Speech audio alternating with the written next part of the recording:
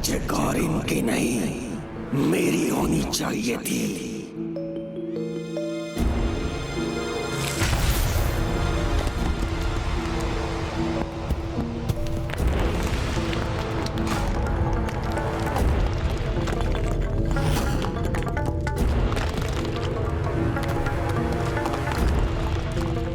क्रोध से हो भयभीत संसार, ये उसी मायावी की माया है जिसने तुम्हारे यज्ञ को भंग कर तुम्हें पुनः विफल कर दिया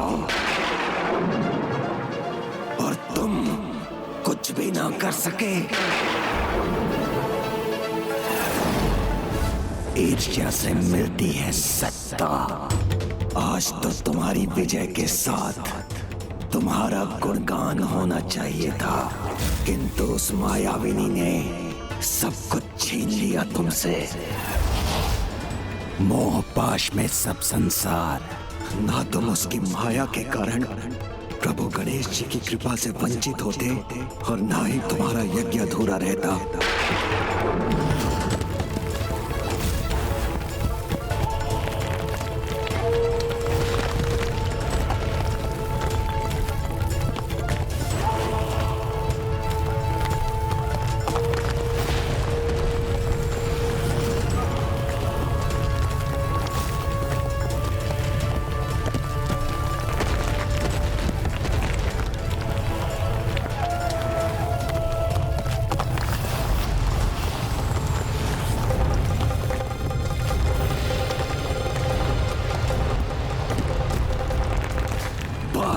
तुम्हारी पराजय देखकर थक चुके हैं हम,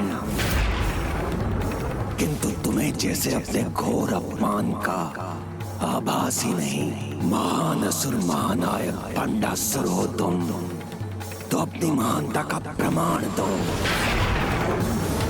क्योंकि अतीत के अन्य असुर सम्राटों के समान हमें अपना भयानक वध स्वीकार नहीं।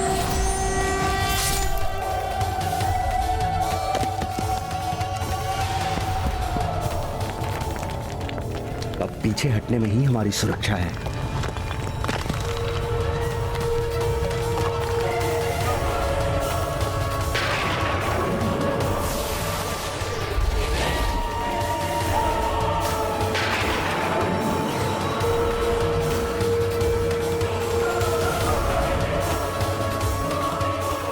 अतीत के पराजित असुर सम्राटों के समान अपना अंत नहीं, विजय चाहिए मुझे।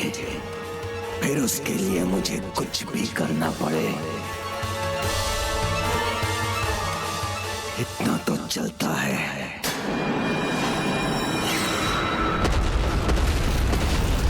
माता, आज की पराजय सहना तो भंडासुर के लिए अत्यंत कठिन होगा, क्योंकि उसने एक ही दिवस में अपने पुत्रों, अपने आराध्य गणेश जी और शिव जी का साथ खो दिया है। नहीं देवी दंडीनाथ, जो अहंकार से ग्रस्त उनके लिए वास्तविकता को समझकर स्वीकार कर पाना अत्यंत कठिन होता है। इसीलिए भंडासुर तो अभी भी आशावान कि वो विजय प्राप्ति का कोई ना कोई उपाय तो अवश्य ही ढूंढ लेगा।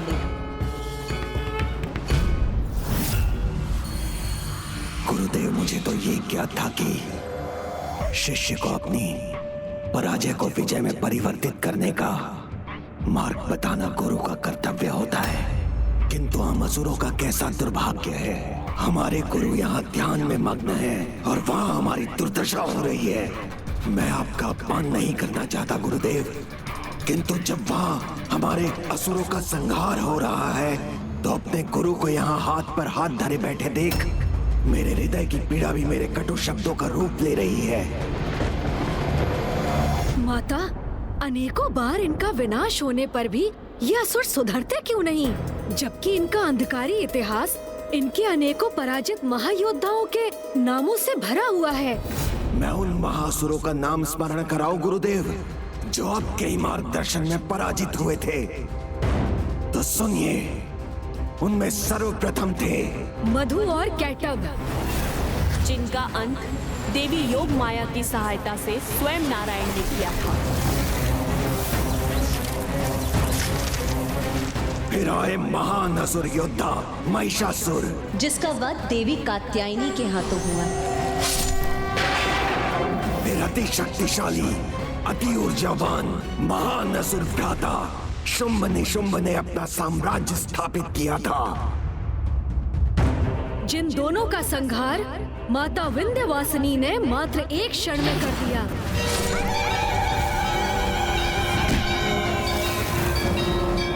फिर महाबली तारकासुर, माता पार्वती से प्राप्त शूल से ज्येष्ठ कार्तिकेय भैया ने उसका अंत किया। तारकासुर के उपरांत थी त्रिपुर के स्वामी त्रिपुरासुर। गणेश जी द्वारा निर्मित रथ पर सवार होकर मात्र एक ही बाण से स्वयं महादेव ने उसका सर्वनाश किया। फिर महासुर भ्राता हिरण्याक्ष और हिरण्यकश्यप, वो दोनों असुर नारायण के नरसिंह अवतार के द्वारा काल की भेंट चढ़े। सहस्त्रार्जुन, प्रभु परशुराम जी ने जिसका वध किया। अनंत काल से यही होता आया है और भविष्य में भी यही होगा।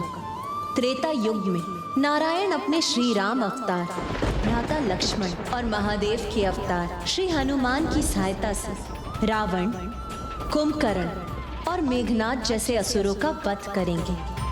उसके उपरांत माता और द्वापर युग में श्री नारायण कृष्ण अवतार लेकर कंस, शिशुपाल और दुर्योधन जैसे दुष्टों का वध करेंगे। किंतु माता, कलयुग में जब अधर्म का सर्वाधिक विस्तार होगा तब अधर्मियों का अंत कैसे होगा? कलयुग में जब भंडासुर द्वारा रोपा गया चलता है का भाव अपने चरम पर पहुंचकर सभी मर्यादाओं का दमन करेगा, तब श्री हरि नारायण कल की अवतार लेंगे। बुराई का अंत कर अच्छाई का वर्चस्व स्थापित करेंगे और संसार के समक्ष ऐसे उदाहरण सदा प्रस्तुत होते रहेंगे जब अधर्म को बढ़ावा देने वाले असुरों का विनाश होगा। और कितने उदाहरण दूं मैं आपको गुरुदेव? सदा हमारे असुरों के साथ अन्याय ही हुआ है। हमारा भाग्य कब पलटेगा? क्या हमारे विजय का द्वार कभी नहीं खुलेगा? जब हर बार हमारा विनाश ही होता है तो आप अपना कर्तव्य कहाँ निभा रहे हैं? हमारा गुरु होने का, हमारा मार्गदर्शन करने का। मैंने सदा अपने कर्तव्य का निर्वाह किया है, किंतु मेरा यह दुर्भाग्य है कि सभी असुर सम्राट अपने कर्तव्य पथ से हटकर अपने विनाश के मार्ग का चुनाव करते हैं। कभी लोभ तो कभी मद, कभी मोह तो कभी मात्सर्य, कभी काम तो कभी क्रोध के कारण असुर सम्राटों ने सदा अपने सर्वनाश को आमंत्रित किया है। और तुम वो सभी 6 विकारों के स्वामी हो। तुम्हारा भी वही परिणाम होगा, तुम्हारा भी सर्वनाश होगा।